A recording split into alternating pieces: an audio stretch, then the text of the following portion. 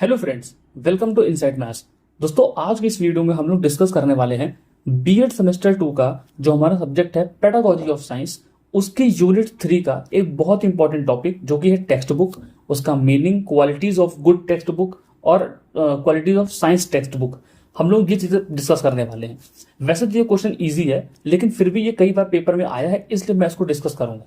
और हाँ, हम यूनिट 3 इसलिए डिस्कस कर रहे हैं क्योंकि यूनिट 2 में जो चीजें हैं वो कंटेंट से रिलेटेड है, जैसे कि हीट ट्रांसफर है, लाइट है। तो अगर आप लोग साइंस स्ट्रीम के हैं तो आपको वो सब आता ही होगा, लेकिन फिर भी मैं उसको डिस्कस करूंगा, बस थोड़ा सा लेट में। पहले हम फर्स्ट, थर्ड और फोर्थ करेंगे, उसके बाद सेकंड यूनिट करेंगे। ठीक है, तो चलिए आज की इस वीडियो को शुरू करते हैं। सबसे पहले हम लोग बात करेंगे टेक्स्ट बुक के ऊपर कि ये टेक्स्ट बुक होती क्या है। देखिए, text books are important repository of knowledge. It is an important teaching and learning material that teachers and students rely upon across the country। यानी कि जो टेक्स्ट बुक्स होती हैं ये क्या होती हैं, इंपॉर्टेंट रिपोजिटरी होती हैं। रिपोजिटरी मतलब होता है कि जैसे कि एक कोई कोश, जैसे कि कोई बैंक टाइप का।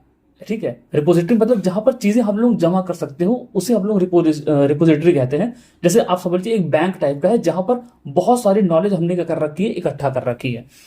It is an important teaching and learning material. ये क्या है, इंपॉर्टेंट टीचिंग लर्निंग मटेरियल है जिसपे हमारे स्टूडेंट्स और हमारे टीचर्स दोनों रिलाय कर सकते हैं, दोनों भरोसा कर सकते हैं पूरी तरीके से। ठीक है, देखिए यहां पर एक डेफिनेशन लिखी है, अकॉर्डिंग टू एंड्रयू लैंग।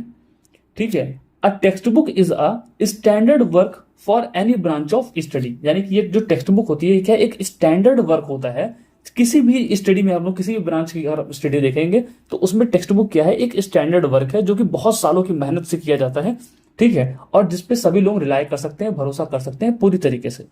उसके बाद यहां पर देखिए, ये पहली बात तो देखिए मैं आपको क्लियर कर देता हूं कि टॉपिक बहुत ईजी है और इसमें कई सारी ऐसी चीजें जो बार बार रिपीट होंगी, कुछ नया नहीं है। ठीक है, ईजी टॉपिक है, जल्दी खत्म हो जाएगा। उसके बाद है characteristics of a good text book. Good text book में, एक अच्छी टेक्स्ट बुक में क्या क्या चीजें होनी चाहिए। सबसे पहला है हमारा फिजिकल फीचर, मतलब कि वो जो दिखती बुक है, जो आप फील करेंगे, उसको टच करेंगे, उसमें वो जो बुक है वो कैसी होनी चाहिए। तो इसमें सबसे पहला है हमारा फिजिकल फीचर। उसमें है size of book. Size of book कैसा होना चाहिए कि जो भी हमारा रीडर है उसके हिसाब से होना चाहिए, ना बहुत ज्यादा मोटी होनी चाहिए, ना बहुत ज्यादा पतली होनी चाहिए, एक एवरेज मीडियम साइज में होनी चाहिए। उसके बाद है printing of books. Printing of books में कई बुक आपने देखे होंगे जो बहुत हल्के हल्के पेजेस में आती हैं, फिर जो उनकी प्रिंटिंग होती है बहुत लाइट होती है, तो उस तरह की नहीं होनी चाहिए, प्रिंट उनका अच्छा होना चाहिए। उसके बाद है टाइप साइज, यानी कि फॉन्ट अच्छा होना चाहिए। उसके बाद है पेपर यूज। पेपर की क्वालिटी बहुत डिपेंड करती है हमारी बुक को अच्छा या खराब करने में। ठीक है, उसके बाद है बाइंडिंग ऑफ बुक। कई बार बाइंडिंग ऐसी हो जाती है कि हमारा कंटेंट ही छुप जाता है, वो दिखता ही नहीं है, तो ऐसी बाइंडिंग नहीं होनी चाहिए। बाइंडिंग ऐसी हो जिससे कि हमारा जो भी कंटेंट है उसको हम लोग इजीली देख सकें। उसके बाद है हमारा प्राइस ऑफ टेक्स्ट बुक। पता लगा कि बुक उतनी अच्छी है नहीं, मतलब ठीक से क्वालिटी नहीं अच्छी है और प्रिंटिंग भी अच्छी नहीं है, फॉन्ट्स भी अच्छे नहीं है, लेकिन बुक बहुत महंगी बना दी। या फिर सब कुछ मान लीजिए सब कुछ अच्छा भी है लेकिन फिर भी प्राइस बहुत महंगा करते, कोई खरीद ही नहीं पा रहा है, तो ऐसी बुक किसी काम की नहीं है। ठीक है, तो मतलब ये सारे जो है फिजिकल फीचर्स हैं जो कि एक बुक में होने चाहिए, और अगर ये सब हुए तो ये बुक जो होगी वो अच्छी मानी जाएगी। उसके बाद आता है हमारा एकेडमिक फीचर्स। एकेडमिक फीचर्स का मतलब है कि मतलब ऐसी चीजें जो बच्चा, उसके जो अंदर कंटेंट लिखा हुआ है उन सबसे रिलेटेड है, उसके में जो नॉलेज हम लोगों ने पोर करी है उनसे मतलब है। देखिए, सबसे पहला है यहाँ पर थीमेटिक कंटेंट ऑफ बुक। ठीक है, यानी कि जो थीम है, जो कंटेंट है उसका, वो थीमेटिक कंटेंट है या फिर नहीं है, मतलब कि जो भी बच्चा है उसके लेवल की चीजें हैं, जो भी उसको पढ़ना है उसके लेवल की चीजें हैं, उसके आसपास की चीजें हैं या फिर नहीं है। दूसरा है ऑर्गेनाइजेशन एंड प्रेजेंटेशन, सॉरी। ठीक है, कि जो हमारी बुक में कंटेंट है वो ऑर्गेनाइज्ड है कि नहीं है, अच्छे से प्रेजेंट है कि नहीं है, ये भी हमारा एक बुक में देखा जाता है, उसके कैरेक्टरिस्टिक में देखा जाता है। कि देखिए, सपोज करिए कि मान लीजिए एक 7th क्लास का बच्चा है। अब उसको 7th क्लास के जो बच्चा है उसमें हमें उसको जो भी सब्जेक्ट पढ़ाना है साइंस बुक में, अब उसमें चैप्टर 1 मान लीजिए मैटर दे दिया, उसके बाद चैप्टर 2 में उसने बायोलॉजी का चैप्टर डाल दिया, उसके बाद चैप्टर 8 जाकर के हमारा मोशन डाल दिया। तो मतलब अगर ऐसे रहेगा तो वो बुक ऑर्गेनाइज्ड नहीं है। ठीक है, उसमें है सब कुछ, लेकिन जो भी चैप्टर्स है वो आगे पीछे दे रखे हैं, तो बच्चा उस नॉलेज को करेक्ट नहीं कर पाएगा नेक्स्ट चैप्टर से। ठीक है, तो हमारी जो बुक होनी चाहिए वो ऑर्गेनाइज होनी चाहिए और अच्छी तरीके से प्रेजेंटेबल होनी चाहिए। दूसरा है हमारा टेक्सचुअल लैंग्वेज। टेक्सचुअल लैंग्वेज का मतलब होता है कि जो हमारी बुक में लैंग्वेज लिखी गई है वो बच्चे के हिसाब से या फिर जो भी रीडर है उसके हिसाब से होनी चाहिए। अब कोई ऐसा बच्चा है जो 7th क्लास में 10th क्लास में है, अगर उसको आप इतनी हार्ड लैंग्वेज दे देंगे कि उसको कुछ समझ ही ना आए तो वो बुक अच्छी नहीं मानी जाएगी। ठीक है, उसके बाद है कि हम लोगों ने उसमें इलस्ट्रेशंस या फिर विजुअल एड्स दे रखे हैं कि नहीं, और टेक्सचुअल एक्सरसाइजेस दे रखी हैं या फिर नहीं। तो देखिए, एक जो अच्छी बुक होती है उसमें टेक्स्ट वो हमारे जो इलस्ट्रेशंस होते हैं वो दिया होता है, और कई सारे डायग्राम्स दिए होते हैं, फिगर्स दिए होते हैं, जिससे कि बच्चे या फिर जो भी रीडर है वो उसको अच्छी तरीके से देख सके, समझ सके। ठीक है, और उसके बाद उसके जो भी नॉलेज होगी उस नॉलेज को चेक करने के लिए उसमें एक्सरसाइजेस भी होती हैं। ठीक है, मान लीजिए कि हमने मोशन चैप्टर पढ़ा, मोशन पढ़ के हमने जो भी कॉन्सेप्ट थे वो सीख लिए, लेकिन अब हम उस नॉलेज को चेक कैसे करें कि हमने कितना सीखा, कितना सही सीखा, कितना गलत सीखा। तो उसके लिए बुक में एक्सरसाइजेस भी होनी चाहिए। ठीक है, अगर ये सब चीजें होती हैं तो हम लोग बोलते हैं कि जो हमारी बुक है वो अच्छी है। उसके बाद है क्वालिटीज ऑफ गुड बुक्स। देखिए, बिल्कुल जो अभी आपने ऊपर पढ़ा है जो कैरेक्टरिस्टिक है वही सेम चीजें यहां पर भी हैं। ठीक है, थोड़ा बहुत अंतर हो सकता है लेकिन मैक्सिमम चीजें वही हैं। सबसे पहला पॉइंट है यहाँ पर साइकोलॉजिकल सीक्वेंस। ठीक है, मतलब कि जो बच्चा है उसके दिमाग के हिसाब से बुक होनी चाहिए। ठीक है, कि मतलब पहले वो ये पढ़ेगा फिर ये पढ़ेगा, एक एक लेवल धीमे धीमे धीमे धीमे हार्ड होना चाहिए। ये नहीं कि पहले ही बहुत हार्ड दे दिया, ऐसा नहीं होना चाहिए। उसके बाद है ऑर्गेनाइज्ड कंटेंट एंड मैटर। मैंने अभी आपको बताया कि एक चैप्टर ऐसा होना चाहिए कि वो अगले से लिंक करे। ठीक है, ये नहीं कि हम कुछ भी चैप्टर कहीं पर भी डाले दे रहे हैं, उससे बच्चा कंफ्यूज हो जाएगा। उसके बाद है हमारा सिंपल अनएम्बिगुअस लैंग्वेज, मतलब कि जो भी लैंग्वेज होनी चाहिए वो सिंपल होनी चाहिए, इजी टू अंडरस्टैंड होनी चाहिए। उसके बाद historical development, use of inductive approach और हाईलाइट इंपॉर्टेंट पॉइंट। ये सब भी चीजें हैं, जैसे कि मतलब जो भी हम बुक होगी वो क्या करे, हमारा हिस्टोरिकल डेवलपमेंट करे, मतलब पीछे की बातों को भी समझाए। और use of inductive approach, inductive approach का मतलब होता है बॉटम टू अप अप्रोच, मतलब वो नीचे से लेकर के किसकी तरफ जाए, ऊपर की तरफ।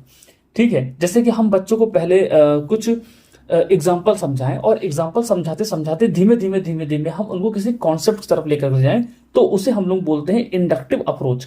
ठीक है, मतलब पहले हमने एग्जाम्पल बताया, धीमे धीमे हमने उनको आसपास की चीजों से और लिंक कराया, और उन चीजों से हम लोग उसको किसकी तरफ लेकर के गए, एक पर्टिकुलर कॉन्सेप्ट की तरफ लेकर गए।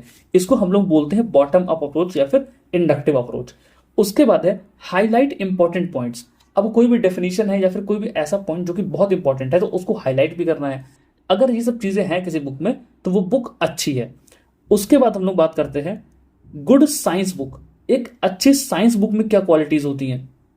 देखिए, एक अच्छे साइंस बुक में सबसे पहली बात है एक्यूरेसी, दूसरा है क्लैरिटी ऑफ कॉन्सेप्ट्स, मतलब एक्यूरेसी होनी चाहिए। ये नहीं कि हम जो भी डेटा पढ़ रहे हैं उसमें न्यूमेरिकल मान लीजिए कोई है, अब न्यूमेरिकल में हमने आंसर सॉल्व किया तो उसमें 15 आया, बुक में 38 दे रखा है। ठीक है, उसमें खुद ही बुक में ही गलतियां हैं, तो ऐसी बुक जो होगी वो अच्छी नहीं मानी जाएगी। उसके बाद है क्लैरिटी ऑफ कॉन्सेप्ट्स, यानी कि जो भी हमारी साइंस बुक है वो मतलब हमारे कॉन्सेप्ट्स को अच्छी तरीके से क्लियर करती हो। ठीक है, उसकी लैंग्वेज ऐसी हो या फिर जो भी उसमें चीजें लिखी हैं वो इस तरह से प्रेजेंट की गई हो कि हम उन जो भी उसको जो रीडर उसको पढ़ता है तो उसको पढ़ के अच्छी तरीके से समझ सके और जो भी उसके डाउट्स हैं वो सब क्लियर हो सके। उसके बाद है एंगेजमेंट, बुक ऐसी होनी चाहिए कि बच्चों को एंगेज कर सके। ठीक है, वरना बच्चा उससे बोर हो जाएगा, उसको पढ़ना ही बंद कर देगा। उसके बाद है रेलेवेंस। रेलेवेंस का मतलब है कि अगर क्लास 7th का बच्चा है तो उसमें जो डिफिकल्टी लेवल होना चाहिए बुक का वो भी क्लास 7th के आसपास ही होना चाहिए। अगर आप 7th के बच्चों को 10th क्लास का मैटर दे देंगे पढ़ने के लिए तो उसके वो कोई मतलब कहीं नहीं है, वो रिलेवेंट ही नहीं है, तो ऐसी बुक उसके किसी काम के नहीं। उसके बाद है विजुअल एड्स, उसमें डायग्राम्स होने चाहिए, फिगर्स होने चाहिए। ठीक है, कलरफुल डायग्राम्स, मतलब इस तरह की चीजें अगर रहेंगी, ग्राफ्स रहेंगे, चार्ट्स रहेंगे तो बच्चा उससे ज्यादा इंटरेक्ट करेगा। ठीक है, और उसको पढ़ने में मन लगेगा। उसके बाद है ऑर्गेनाइजेशन और क्रिटिकल थिंकिंग। बुक ऐसे होनी चाहिए जिसमें कंटेंट सारा ऑर्गेनाइज्ड हो और बच्चों की क्रिटिकल थिंकिंग को भी वो डेवलप करता हो। ठीक है, तो ये सब कुछ क्वालिटीज हैं जो कि एक अच्छी साइंस बुक में होती हैं। अब हम लोग बात करेंगे इंपॉर्टेंस ऑफ बुक्स पे कि ये जो बुक्स हैं वो क्यों इंपॉर्टेंट है। देखिए, बुक्स इसलिए इंपॉर्टेंट है क्योंकि उसमें स्ट्रक्चर्ड लर्निंग होती है। ठीक है, मतलब जो भी हमें सीखना है उसका पहले एक स्ट्रक्चर सेट होता है पहले से ही कि ये चीजें पढ़नी है, इस हिसाब से पढ़नी है। ठीक है, दूसरा है कॉम्प्रिहेंसिव इन्फॉर्मेशन रहती है और रिलायबल सोर्स होती है बुक्स। ठीक है, जो बुक्स होती है उसमें जो इन्फॉर्मेशन होती है वो कॉम्प्रिहेंसिव, मतलब सब चीजें एक सीक्वेंस में और एक अच्छी तरीके से कनेक्ट करते हुए होती है और रिलायबल सोर्स होती है इन्फॉर्मेशन का। उसके बाद है इसमें स्टैंडर्ड कंटेंट होता है और लर्निंग सपोर्ट भी हम लोगों को मिल जाता है। लर्निंग सपोर्ट मतलब जैसे कि कई सारे एग्जांपल्स होते हैं, इलस्ट्रेशंस होते हैं, बुक के पीछे एक्सरसाइजेस होती हैं। तो इन सब चीज़ों के लिए बोलिए हमारी क्या है, जो हमारी बुक्स है वो इंपॉर्टेंट होती हैं और इनसे हम लोग काफ़ी चीज़ें सीख सकते हैं। तो दोस्तों आज की वीडियो में इतना ही था। ये हमारा एक और टॉपिक कंप्लीट हो चुका है और ऐसे ही धीमे धीमे आपके एग्जाम से पहले मैं आपके सारे के सारे टॉपिक्स को कंप्लीट कर दूंगा।